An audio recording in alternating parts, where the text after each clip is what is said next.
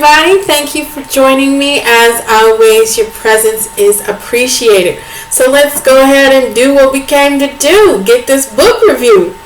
Today's book is going to be called The Yellow Wife by Sadeqa Johnson.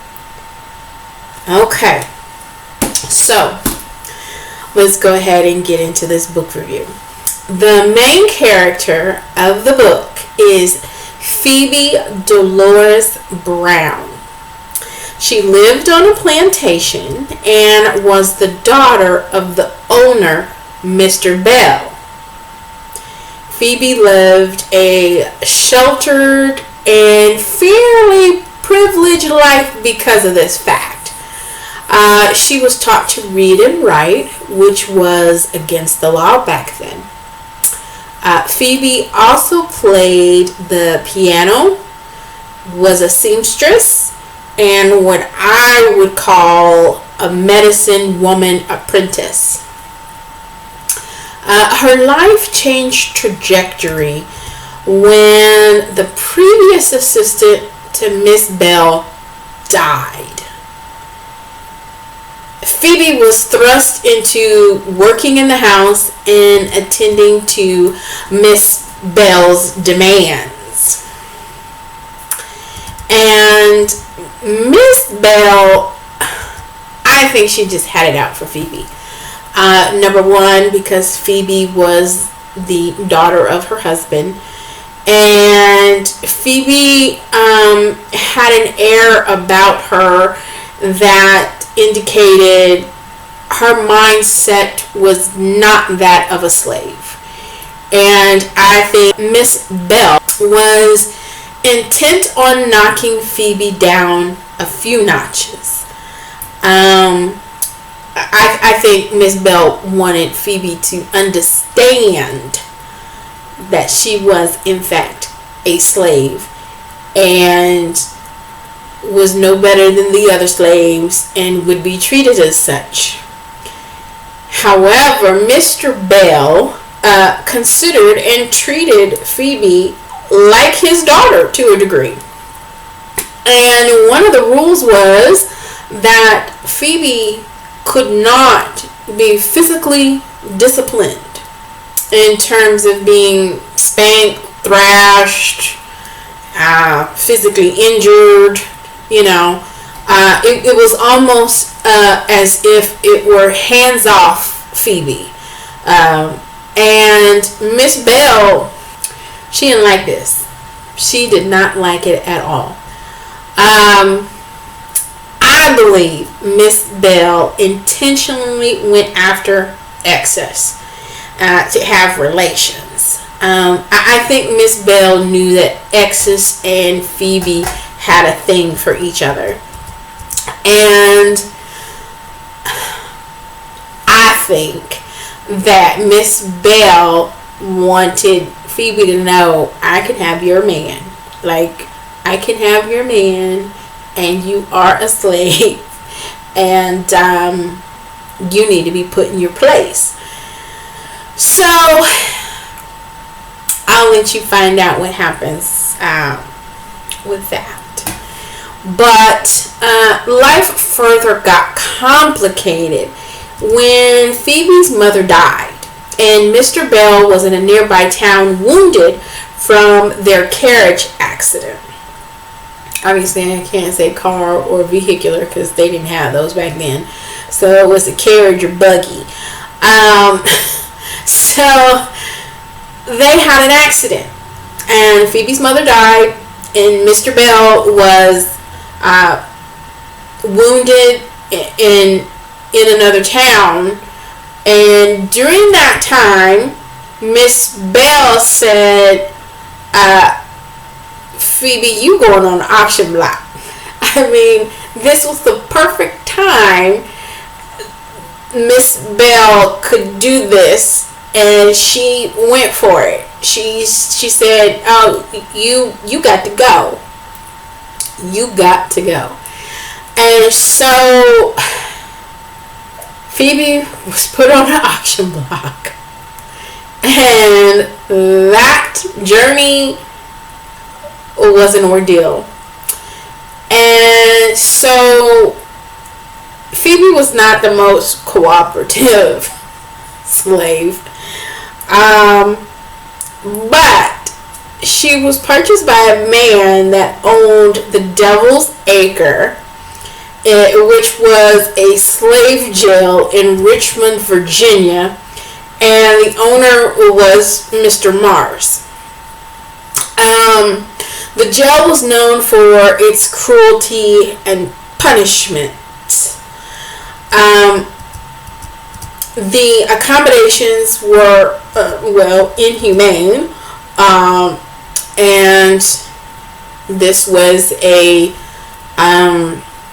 compound that housed slaves that would either, be tortured, malnourished,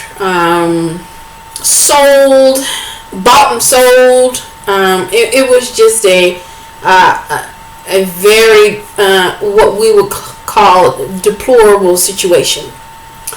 Mr. Mars is depicted as, evil, manipulative. It definitely has a level of cruelty, unusual punishments, but yet he was a pillar of his community. And Phoebe slowly acclimated to her new environment as best as she could. And come to find out, she was with child. She was carrying Excess's child.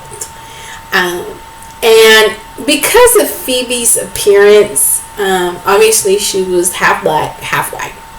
Very fair skinned, poised and polished. She gained the eye of her owner, Mr. Mars. And Phoebe was given privileges and less strenuous work. She was given better accommodations. And after she gave birth to her son, Monroe, she eventually became Mr. Mars's yellow wife. And this, of course, afforded her a false sense of different level of status. She was still owned by Mr. Mars, so it wasn't like she had a choice. And she birthed him children, which this increased his status in the community. Of course, Monroe was treated differently than the other children. But Phoebe loved all of her children. And in her newfound position, Phoebe did try to help and protect others. She was still of the mindset that she wanted herself and her children to be free. She still maintained the mindset of I'm not a slave, and she wanted freedom for her and her children. And so she kept that in mind and thinking of ways on how to make this happen. Life took another turn for Phoebe when Excess was captured and brought to the jail. So Phoebe got to see her man again under horrific circumstances, and this kind of propelled her to put in action and cook up a plan to get her Monroe and Excess out of Mr. Mars's clutches and up north to freedom. So Phoebe continued with her desire for freedom, and with excess at the jail, and her son and her other children by Mr. Mars, she kept herself going with the hope of them being free. I mean, it kept her going day in and day out. She didn't give up. She did not give up. This is a period piece, obviously, that gives a depiction of slavery and its inner workings. A tale of a woman that's always thought of being free and wanted that for her children and was willing to pay the cost. This story will have you cringe and grip your book while reading it. I tell you, I couldn't put this book down. This is not a type of book that I would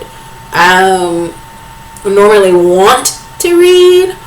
I'm not a history buff, and reading about slavery is not appealing to me personally.